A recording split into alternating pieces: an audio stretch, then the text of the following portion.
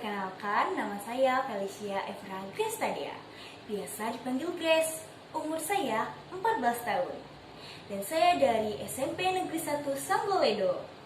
Di kesempatan kali ini, saya akan menceritakan sebuah dongeng dengan judul Asal Mula Sungai Landak. Di sebuah desa, hiduplah sepasang suami istri. Setiap hari mereka bekerja sebagai petani palawija. Walaupun keadaan sangat sederhana, mereka selalu membantu tetangganya sebisa mereka. Pada suatu malam, sang suami tidak bisa tertidur karena hatinya gelisah. Ia pun menoleh ke arah istrinya yang telah tertidur lelap. Ia terkejut karena ia melihat seekor lipan yang tubuhnya bersinar berwarna putih keluar dari kepala istrinya. Lipan itu turun dan merayap keluar rumah. Karena penasaran, sang suami pun mengikuti kemana arah lipan itu pergi. Lipan itu pergi ke sebuah lubang kecil di dekat rumahnya dan tak keluar-keluar lagi. Keesokan harinya, sang suami menceritakan semua hal aneh itu kepada sang istri. Ibu juga bermimpi aneh, Pak. Ibu seperti berada di sebuah danau. Tiba-tiba di danau tersebut ada seekor landak raksasa. Landak itu berwarna kuning keemasan. Apa yang ibu impikan ini punya hubungannya dengan apa yang Bapak lihat semalam? Bagaimana kalau kita lihat di mana lipan itu bersembunyi? Kata sang istri. Baiklah, mari kita ke sana, jawab sang suami. Mereka berdua pun bergegas pergi di mana letaknya lipan itu bersembunyi.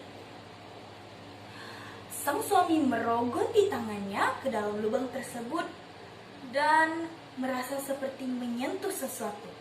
Ia pun menarik apa yang ia sentuh tersebut. Suami istri itu terkejut bukan main karena apa yang mereka dapat adalah sebuah patung landak yang terbuat dari emas. Kita bawa pulang saja, Pak. Mungkin dapat membawa kebaikan untuk kita, kata sang istri. Patung landak itu pun disimpan di dalam rumah mereka dengan baik. Kalau kita jual patung landak ini, pasti kita akan dapat keuntungan dan kehidupan kita jauh lebih baik, Pak, kata sang istri lagi. Sabar, Bu. Kita simpan saja dulu patung ini. Mungkin ada petunjuk lain tentang patung itu, kata sang suami dengan tenang. Pada malam harinya, sang suami bermimpi telah didatangi oleh landak raksasa.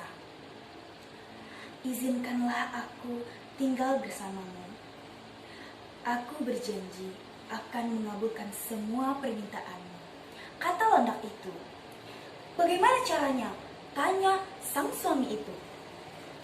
Tuan cukup mengelus kepala patung landak itu dan meminta sesuatu dan mengelusnya lagi, kata landak itu. Landak itu pun membaca mantra dan sang suami itu menghafalnya dalam hati. Keesokan harinya, sang suami pun menceritakan semua mimpinya kepada sang istri.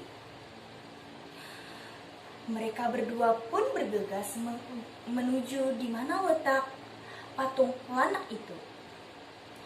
Sang suami pun mengelus kepala patung landak itu dan meminta sesuatu.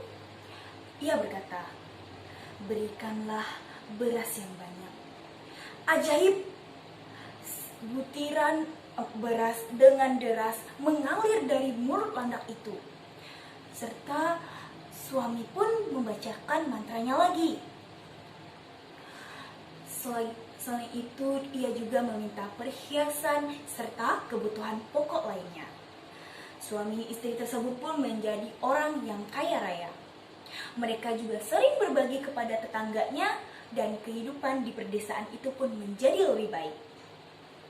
kekayaan sang suami istri tersebut memancing si perampok untuk mengintainya. Pada suatu hari, perampok itu berhasil melihat bagaimana caranya sang suami itu mendapatkan kekayaan. Ia juga berhasil mengintip caranya bagaimana ia mengelus patung landak itu dan juga berhasil mendengar semua mantra yang diucapkan sang petani. Pada malam harinya, ia berhasil mencuri patung landak itu dari rumah petani dan membawa kaburnya ke desa yang bernama Desa Ngabang. Rupanya, desa itu sedang dilanda kekeringan, bahkan untuk air dan kebutuhan pokok mereka sudah tidak punya.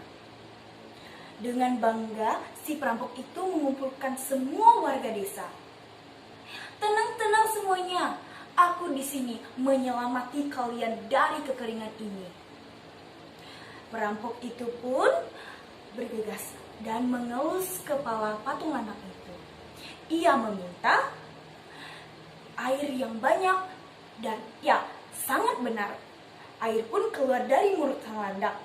Ia pun terus, sebelum itu ia juga membacakan mantra yang sama seperti si petani di rumah itu. Warga pun bersuka cita. Akan tetapi air itu terus mengalir hingga warga kewalahan semua.